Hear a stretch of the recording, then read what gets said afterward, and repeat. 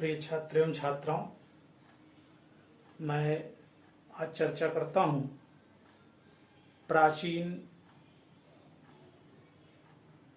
जगत के पाश्चात्य राजनीतिक विचारक जिनका नाम प्लेटो है, उनके बारे में चर्चा करते हैं और देखते हैं कि वो किस प्रकार से राजनीति के प्रमुख दार्शनिक के रूप में प्रसिद्ध हुए हैं। प्लेटो एक प्रसिद्ध दार्शनिक थे जिनका जीवन काल बहुत ही सही और सुदर्शन के क्षेत्र में हम कह लीजिए कि वो विश्व के प्रथम ऐसे राजनीतिक सिद्धांतकार हैं जिनकी चर्चा हम आज के क्लास में आप सबके सामने करने जा रहे हैं। तो पाश्चात्य जगत में जब हम चर्चा करते हैं, बीए तृतीय वर्ष के प्रथम पेपर पे पाश्चात्य राजनीतिक विचारक के नाम से प्रसिद्ध है, पाश्चात्य राजनीतिक विचारक के रूप में जाना जाता है, जिसमें से हम प्रथम अध्याय को लेकर आए हैं और जिसमें प्लेटो दार्शनिक के बारे में, उनके जीवन दर्शन के बारे में आज हम अध्ययन करेंगे और देखेंगे कि किस प्रकार से प्राचीन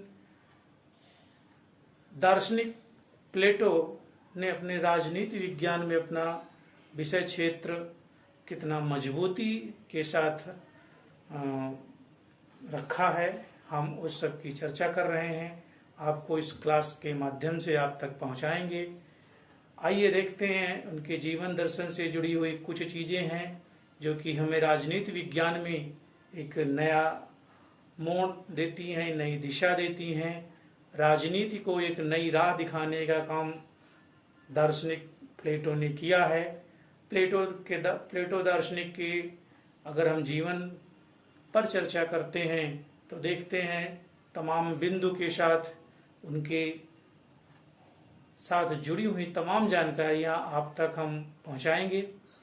आइए इसी क्रम में हम अध्ययन करते हैं महान दार्शनिक प्लेटो के बारे में, जिनका इस प्रकार से जिक्र किया जा सकता है, समझा जा सकता है।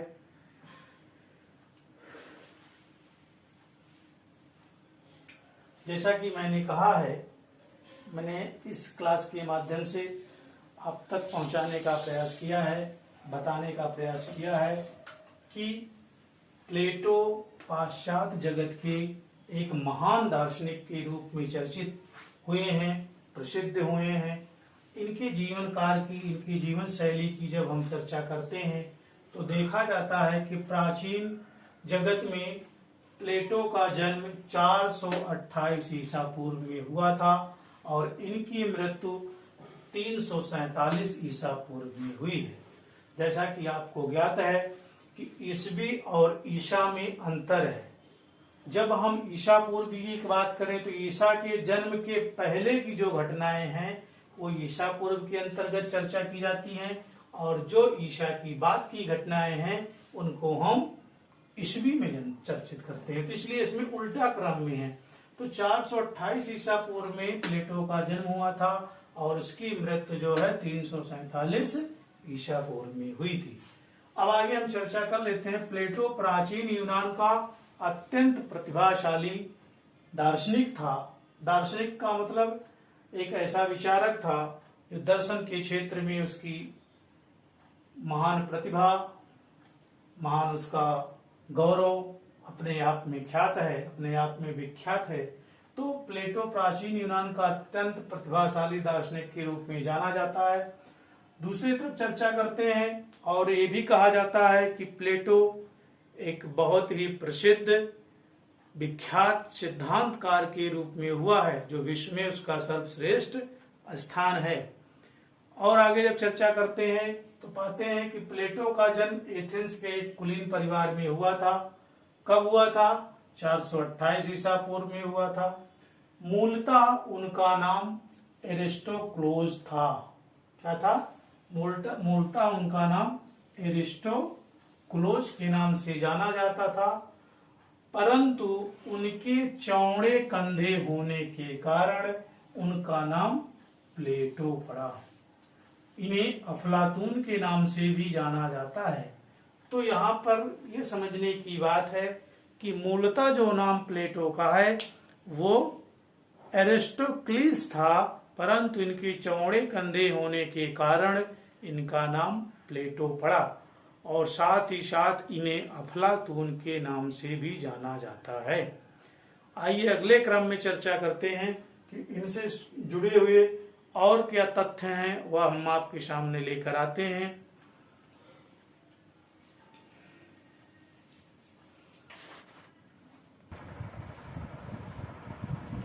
आइए देखते हैं। प्लेटो प्रारंभिक शिक्षा प्राप्त करने 20 वर्षीय की अवस्था में, अर्थात जब वो अपने जीवन दर्शन को एक प्रारंभिक शिक्षा के रूप में जो प्रारंभ किया था, तब वो प्रारंभिक शिक्षा को प्राप्त करने के लिए वो कहाँ गया? सुकरात के शरण में गया। कब? 20 वर्ष की अवस्था में सुकरात के विद्यालय एकेडमी में गया, सुकरात के विद्यालय में गया, जहां पर उसने सुकरात के चरणों में बैठकर 8 वर्ष तक ज्ञानार्जन किया। अब आपको ये बता दें हम कि सुकरात जो है प्लेटो के गुरु माने जाते हैं। एक क्रम है, इसको इस रूप में हम देख सकते हैं कि सुकरात को प्लेटो का गुरु के रूप में चर्चा की गई है। बताया गया है कि सुकरात के गुरु प्लेटो, और ये कह सकते हैं कि अरस्तु के गुरु प्लेटो और प्लेटो के गुरु सुकरात, ये तीनों का क्रमबद्ध तरीका है। तो प्लेटो क्या करता है? 20 वर्ष की अवस्था में सुकरात के शरण में जाता है, उसकी चरणों में बैठकर वो 8 वर्ष तक ज्ञानार्जन करता है।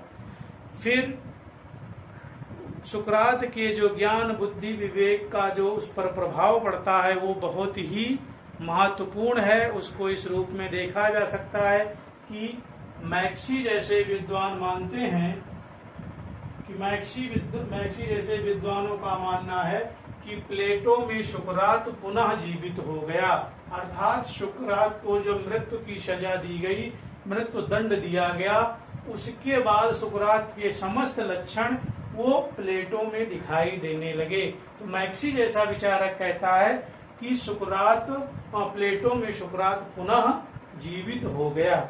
अब अगले तथ्य पर चर्चा करते हैं और ये देखते हैं कि प्लेटो के जीवन में 399 ईसा पूर्व में एक अटेंडिव मोड़ आया, एक अचानक उसके जीवन में परिवर्तन आया।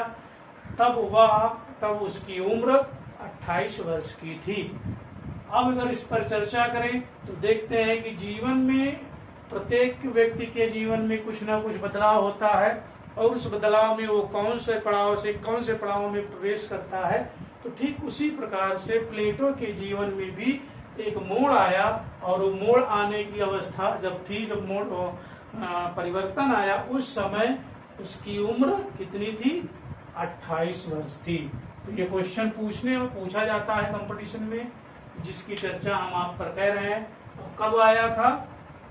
399 ईसा पूर्व में।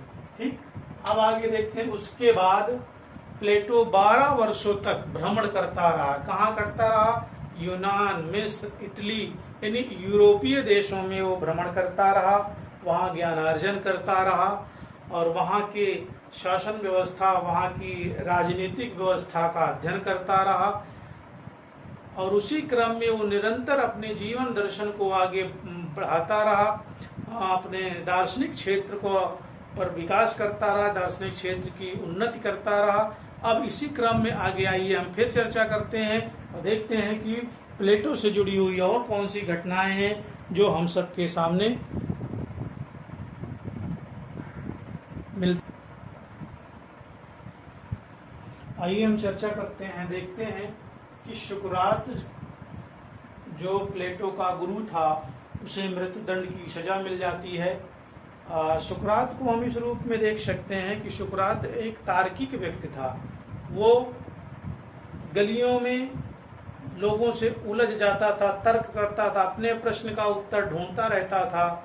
एक बार अचानक क्या हुआ, उससे वहाँ की शासन व्यवस्था जो है, वहाँ के शासक कह लीजिए, वो किसी न किसी कारण खिन्न हो गए, तो उनको सजा दी गई और मृत्युदंड की सजा दी गई। तो उसके बाद अगर हम चर्चा करें तो सुकरात के मृत्यु के ठीक 11 वर्ष बाद, कब? ठीक 11 वर्ष बाद प्लेटो विदेश यात्रा करके जब लौटता है, विदेश यात्रा करके जब लौट कर उसने 388 ईसा पूर्व में, कब? 388 ईसा पूर्व में एक शिक्षणालय खोला, एक विद्यालय खोला। अर्थात वो जब यूरोप, इटली और यूनान की यात्रा करने के पश्चात सुकरात के ठीक 11 वर्ष मृत्यु के पश्चात उसने आकर एक शिक्षणालय खोला और उस शिक्षणालय का नाम अकादमी रखा गया। क्या रखा गया?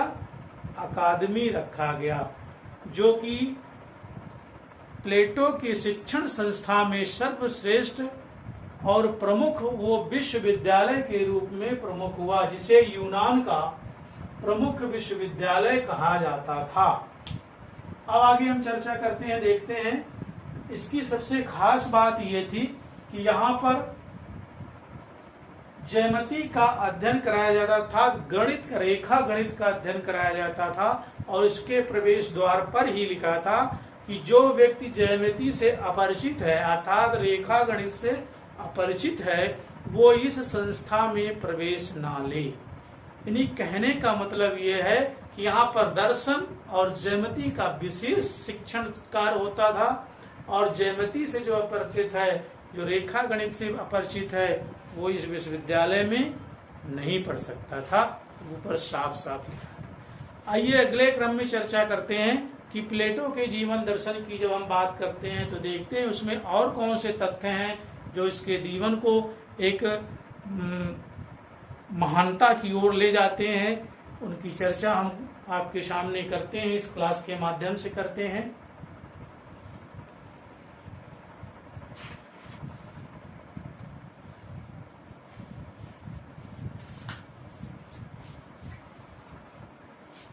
प्लेटो की जब हम जीवन दर्शन की चर्चा करते हैं तो देखते हैं कि प्लेटो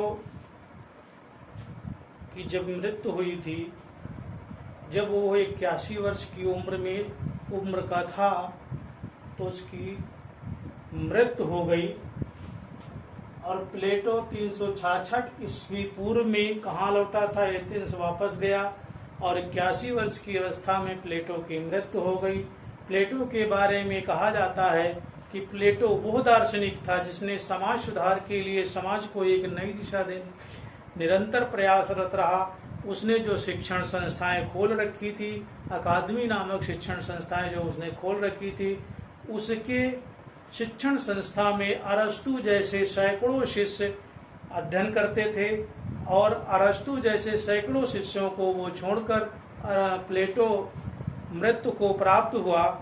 उसके जीवन दर्शन की जब हम चर्चा करते हैं तो देखते हैं कि प्लेटो वो महान दार्शनिक था कि जो अपना जीवन पर्यंत सामाजिक कार्यों में लिप्त रहा, राजनीतिक क्षेत्र में लिप्त रहा, और वो अपने जैसे सैकड़ों शिष्यों को तैयार कर रखा था, और राजनीति को एक नई दिशा देने का सदैव उसका प्रयास रहा है।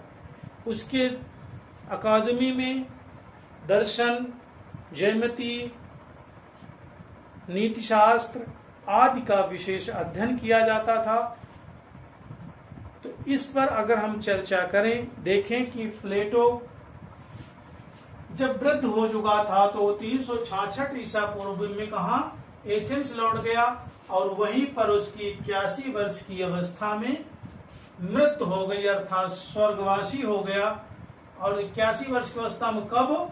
347 ईसा पूर्व में उसकी मृत्यु हो गई। वह अपने मृत्यु के बाद अरस्तु सहित सैकड़ों शिष्यों को छोड़कर वो स्वर्गवासी हो गया। अरस्तु उसका प्रिय शिष्य था। ठीक प्लेटो की जैसे अरस्तु ने भी एक शिक्षण संस्थाएं खोल रखी थी जिसका नाम था लाइसियम। प्लेटो की शिक्षण संस्था थी अकादमी, और अरस्तु की शिक्षण संस्था थी लाइसियम। तो ये हम कह सकते हैं कि प्लेटो की जीवन दर्शन की जब हम चर्चा करें तो इससे हमें ज्ञात होता है कि प्लेटो ने अपने जीवन दर्शन में अरस्तु सहित सैकड़ों शिष्यों को तैयार किया था, जो उस राजनीतिक मसाल को आगे बढ़ाते हुए जो सुकरात ने प्लेटो को सौंपी थी और उस प्लेटो ने अरस्तु को सौंपी है, तो ये क्रम काफी चलता रहा और राजनीति को एक नई दिशा देते रहने का काम किया है। तो इस आधार पर हम कह सकते हैं कि प्लेटो की चर्चा महान दार्शनिकों के रूप में हुई है। वो संसार का प्रथम सिद्धांतकार नामित हुआ है, उसको इस रूप में हम जानते हैं। तो प्लेटो जैसे दार्शनिक के बारे में अध्ययन करने के पश्चात आज पता लगा कि आप लोगों को भी इससे जुड़ी हुई तमाम तथ्यात्मक जानकारी प्राप्त हुई है, और हम उम्मीद करते हैं कि आपको ये पसंद आई होगी और आपके ज्ञानवर्धक है। तो अगली क्लास में हम फिर प्लेटो से संबंधित कुछ जानकारियां लेकर आपके सामने उपस्थित होते हैं। तब तक के लिए धन्यवाद।